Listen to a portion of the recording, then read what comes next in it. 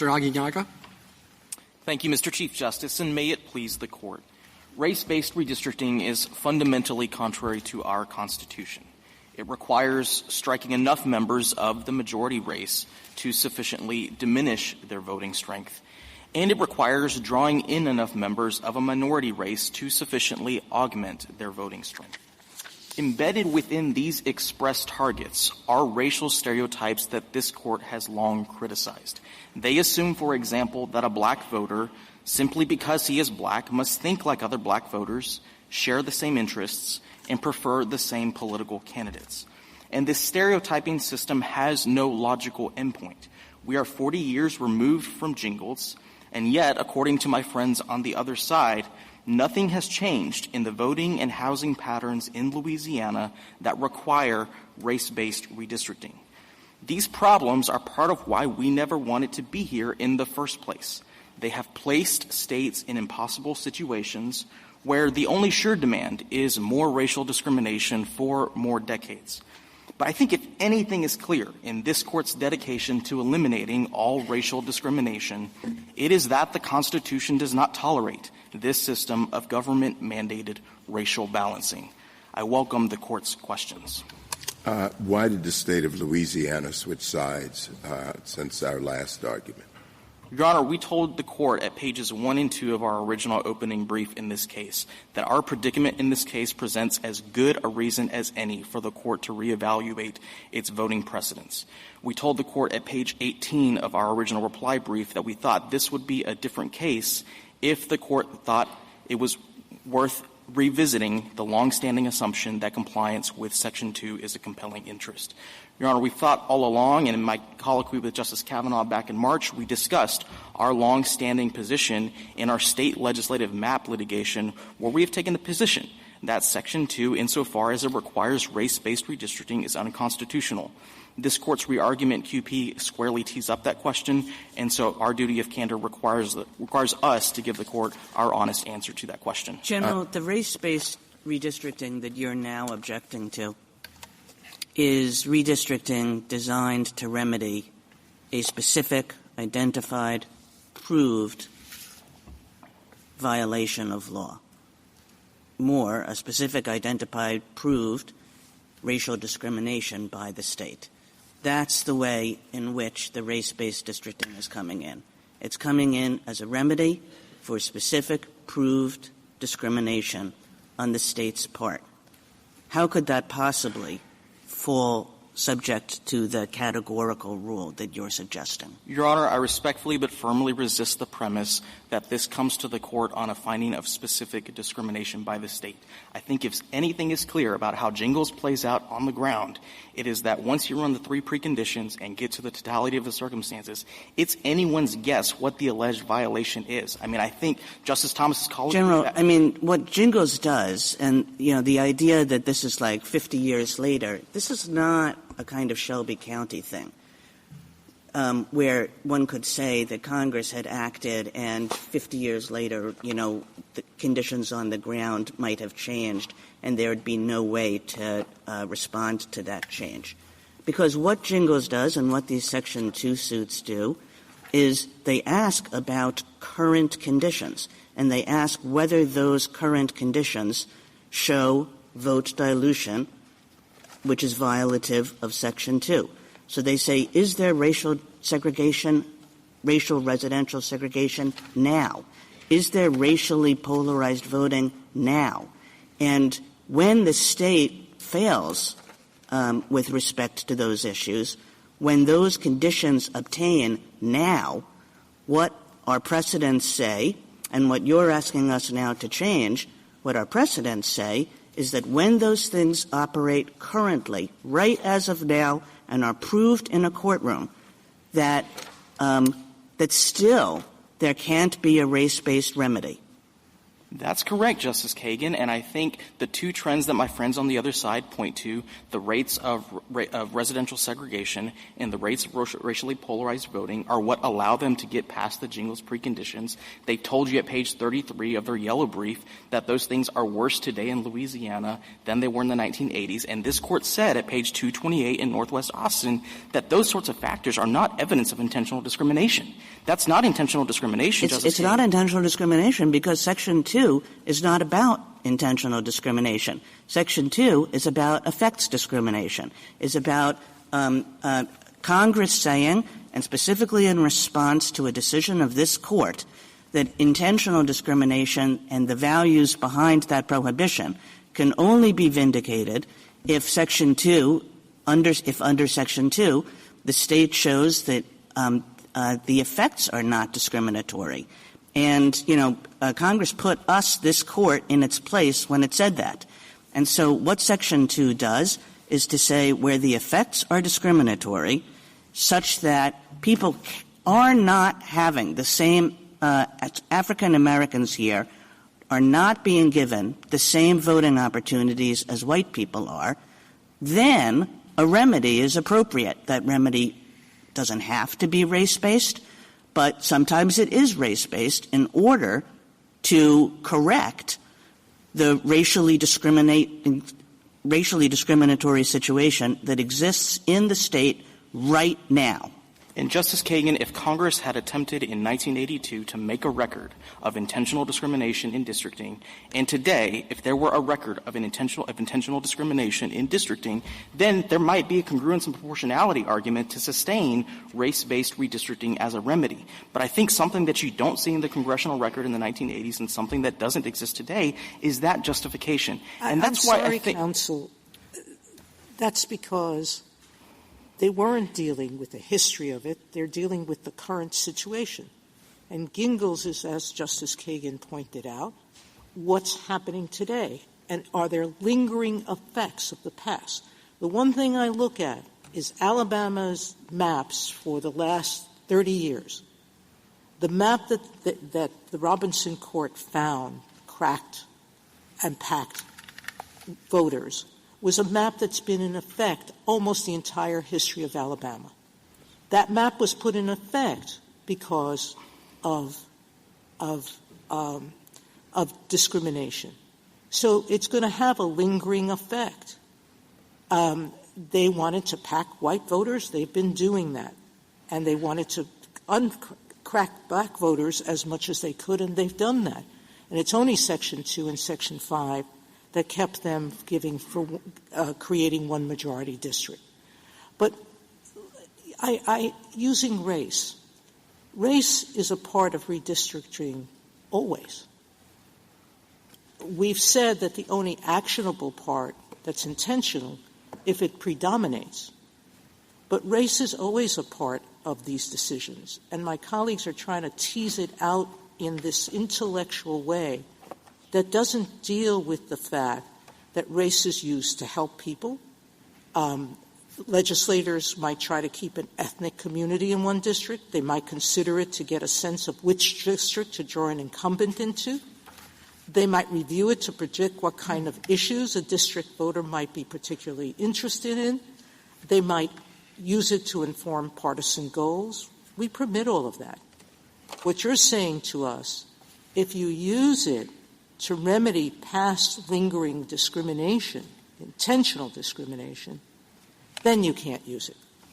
You can use it to help yourself achieve goals that reduce a particular group's electoral participation. But you can't use it to remedy that situation. That's what you want us to hold. Justice Sotomayor, my humble point is that the government has no business telling citizens in which districts they may live or what voting power they may exercise. But it's not doing exercise. that, counsel. The 6 plaintiffs in this case are white plaintiffs who live in a district with black voters. So no one's keeping them out of that district. No one's stopping them from participating in the voting process. No one is stopping them from trying to run candidates or support candidates that reflect their views.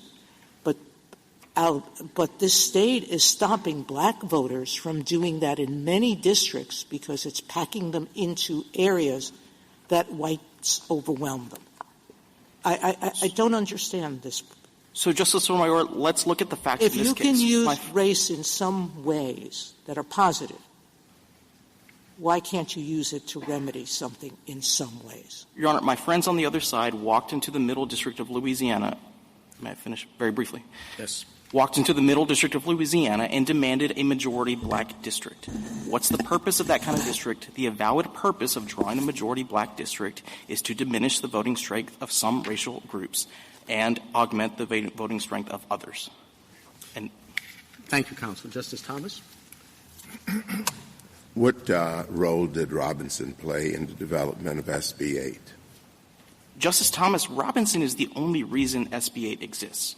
We fought tooth and nail in the Robinson litigation itself in telling the courts that we did not think the Constitution permitted us to draw a second majority black district. As you know, under protest, we drew SB 8 because the threat was that the federal courts were going to do it if we didn't.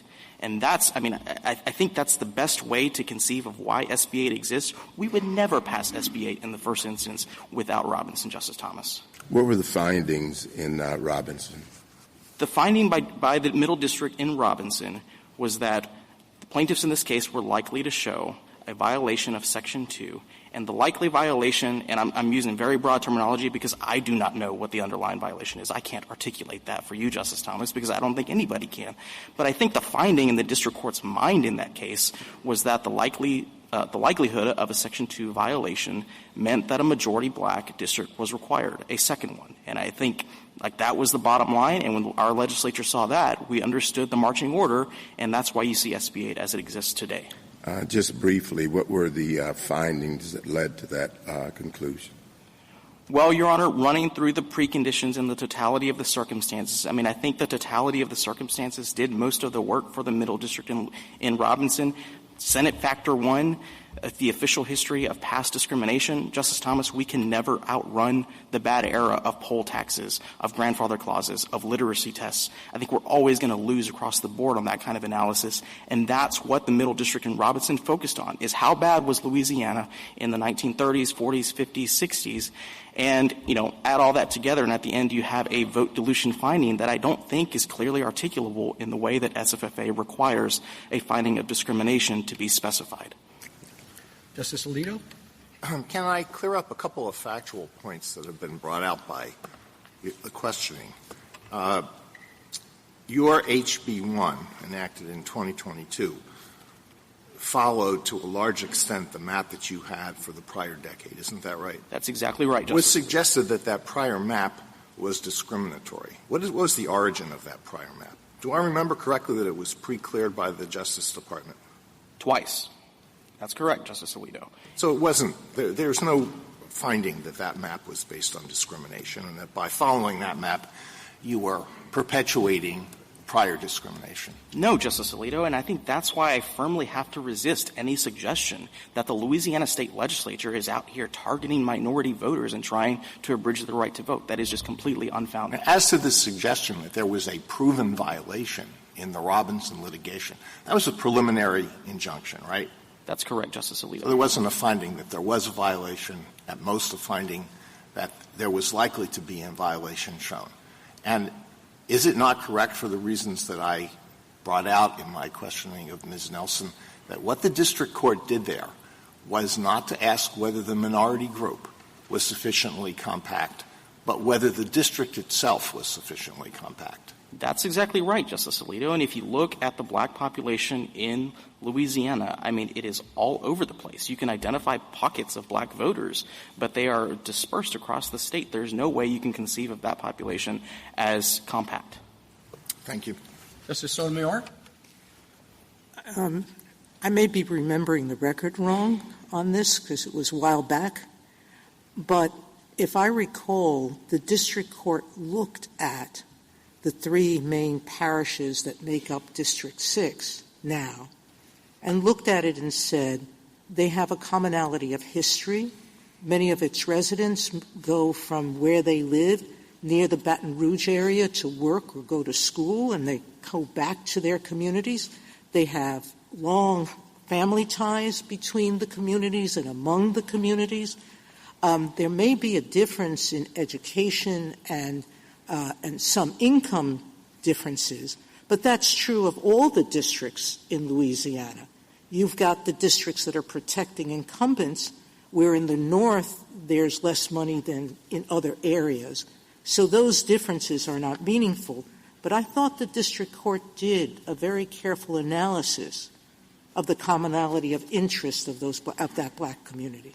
You may disagree with its finding, but it did do that analysis. Your Honor, no doubt the Middle District purported to run through the Jingles analysis, and it said, it will be the unusual. You're disagreeing with it, but it did do that. It did what this Court's precedents allow lower courts to do. And, Justice Sotomayor, my only point in response to that is to say when the district court was asking about what the minority group does and thinks and prefers, it is exactly the sort of racial stereotyping that this Court's precedents say is impermissible. Counsel, with respect, the last time the SG was here before us on behalf of your state, they said that race did not predominate just with your creation of District 6, because what you were trying to do and why it's oddly shaped was to protect incumbents. Are you walking that back?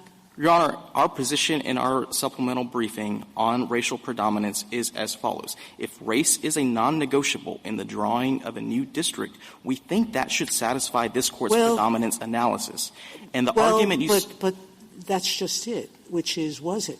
What really was non-negotiable for you was nonpartisanship. And you could have picked one of the other maps, the illustrative map. You didn't have to, but you drew this because of your partisan needs more than because of race. We drew it for partisan reasons, Justice Sotomayor. My point and the point we make at the end of our opening supplemental brief is to say when this Court's racial predominance questions ask about non-negotiability, it shouldn't matter if race is the one non-negotiable factor or it's one of 10 non-negotiable factors. Well, but we always talk about what predominates, and what predominated here was politics. That's what you said the last time. Thank you, counsel. Justice Kagan. General, a couple of years ago when we decided Milligan, the party there, the state there, made several arguments that we specifically rejected.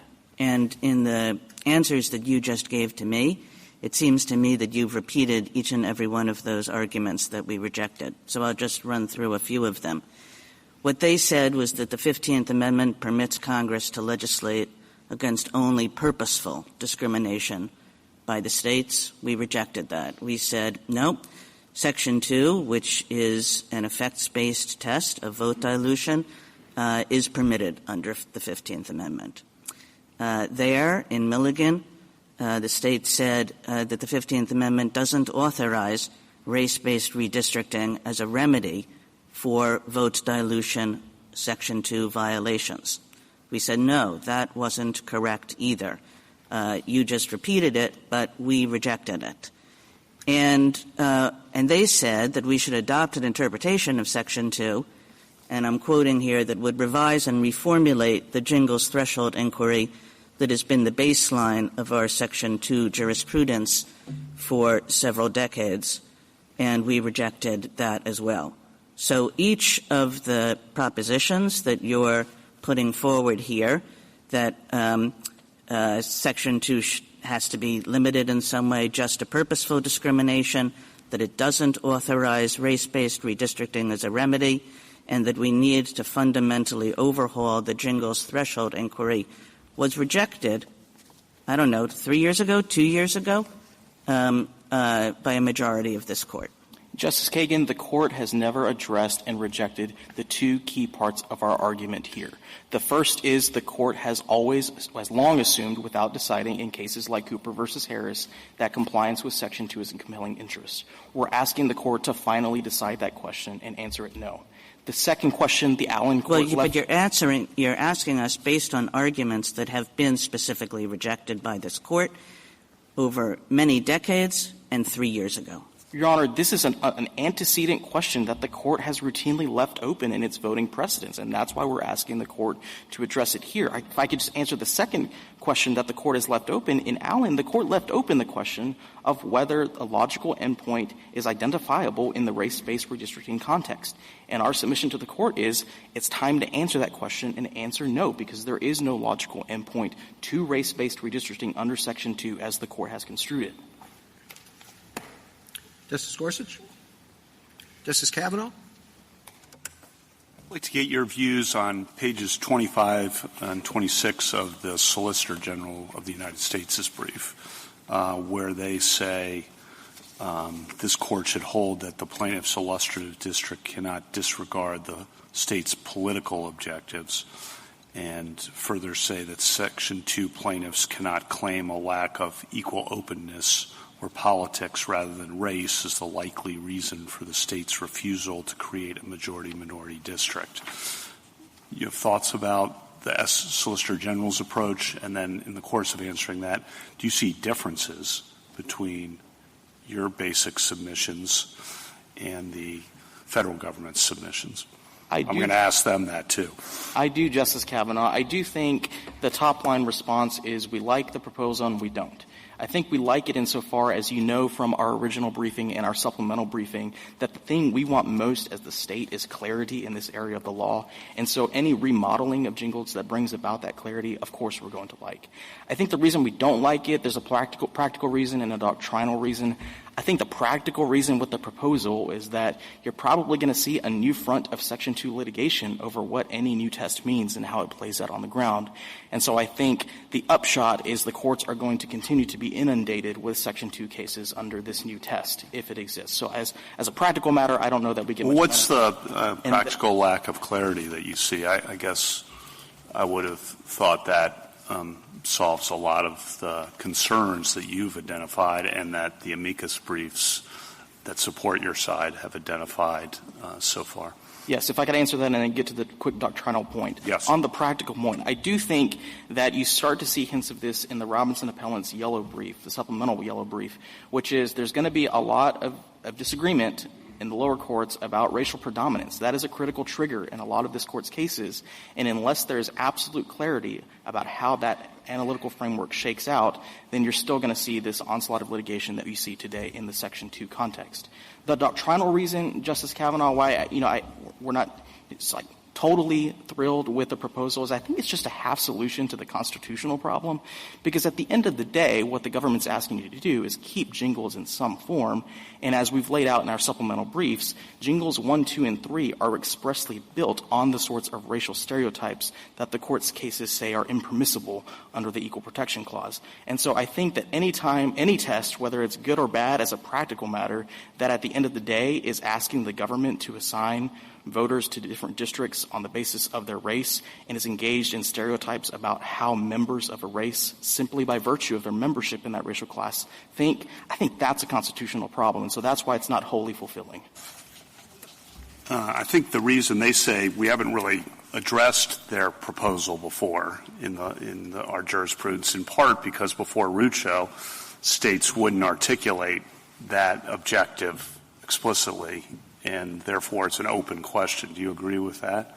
I think as a practical matter, that's probably true, Your Honor. I mean, I think pre-Rucho, states were going to be very hesitant to venture out to say, overtly, politically, here's what we're doing. And so that is, I think, a great explanation of why the Court's cases have treated the political versus racial divide as it does. And just on common ground here, because I think it's always important in a case like this where there's disputes to identify what's common ground. Justice Jackson said the goal is equal opportunity for all Americans. I think we all agree on that completely. And the goal, of course, is racial non-discrimination.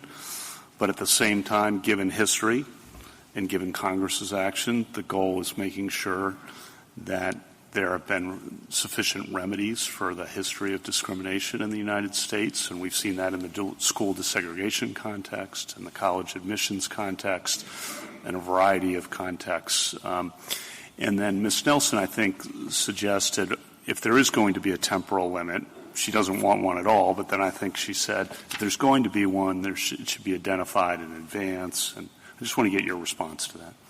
Our response to that is simple, Your Honor. Over 3 decades, dating back to Shaw 1 and Miller, the court has always qualified its voting cases with the caveat that racial stereotyping is bad, the 14th Amendment forbids it, and in all events, it can't persist. I think anybody remotely involved in redistricting knows those caveats and has been on notice since the 1990s. And so, as recently as this Court's plurality opinion in Schuette and then SFFA, where the Court again reproduced that black-letter law that racial stereotyping is not permitted under the 14th Amendment, the warning bells have been sounding for decades, and I think that's a long enough notice for anybody involved, Your Honor.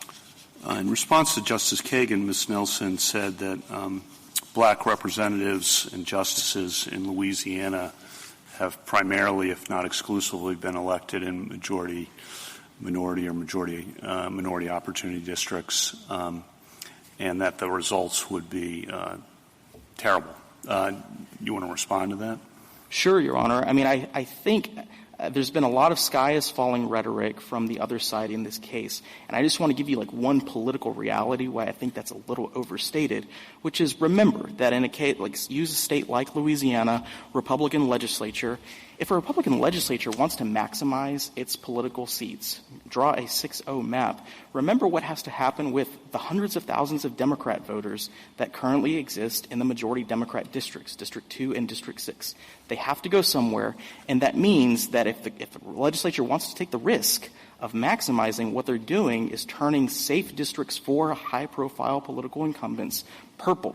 And that, I think, is a very dangerous political risk. I don't know what our legislature would do if the court rules in our favor, but I'm just saying that's one political reality that makes me pause and say I don't think the sky is going to fall. Thank you. Justice Barrett? Just have a clarifying question to see how I'm thinking about this or the arguments that are being made. Would you say that Section 2, insofar as it goes beyond just intentional discrimination, because as Justice Kagan said, Congress amended it when we said that before, is itself an exercise of the enforcement power? Judge, I'm going to assume here that Congress's enforcement power is necessary and the congruence and proportionality test applies to Section 2. Do you agree with that conception? And I guess just to tell you where I'm coming from, I mean, it's one thing to say that the map itself is the remedy, but it might also be that the statute itself, insofar it goes beyond intentional discrimination, is the remedy. Is that a way to think about it, or is that how the arguments are going? I think that's right, Justice Barrett. I mean, I think the court's precedents assume that if a plaintiff in a Section 2 case can prove up the preconditions and the totality of the circumstances, the automatic remedy, at least in this case, is going to be a majority-minority district. And I think the court's precedents assume that that is statutorily mandated. That's just the natural the consequence of a violation finding. So I do think it's built into the statute. Now, there was a lot of discussion earlier about whether we're attacking Section 2 itself, facially, and that's just not true.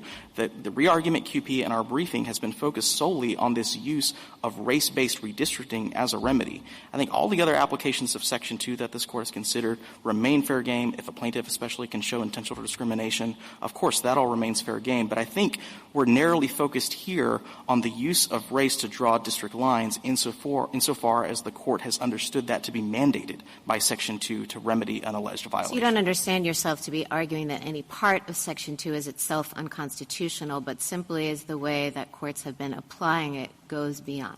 That's correct, Justice Barrett. I mean, this Court's precedents culminating in SFFA have said if the racial classification that a government's employing to allegedly remedy a violation is what's at issue, that's the constitutional problem, and that's where we focused our briefing. Thank you. Justice Jackson? So where in Section 2 does it mandate another minority district? I mean, my understanding, as I explored with Ms. Nelson, is that Section 2 is the mechanism by which we determine that equal electoral opportunity is not being provided for a certain minority group. And we've interpreted in jingles, we've given some flesh to how one goes about identifying that set of circumstances. But I thought that's the end of it in terms of the Court's announcement under Section 2, and the Court then turns to the State and says, how do you want to remedy this? We've got a problem. And sometimes the State might draw a second minority district. Sometimes it might not. And yet your answer to Justice Barrett was, well, everybody just knows that that's the automatic remedy. So can you help me figure out that disconnect? Well, Justice Jackson, I think there's a reason why this Court's voting precedents going all the way back to Shaw 1 are so tied up with race.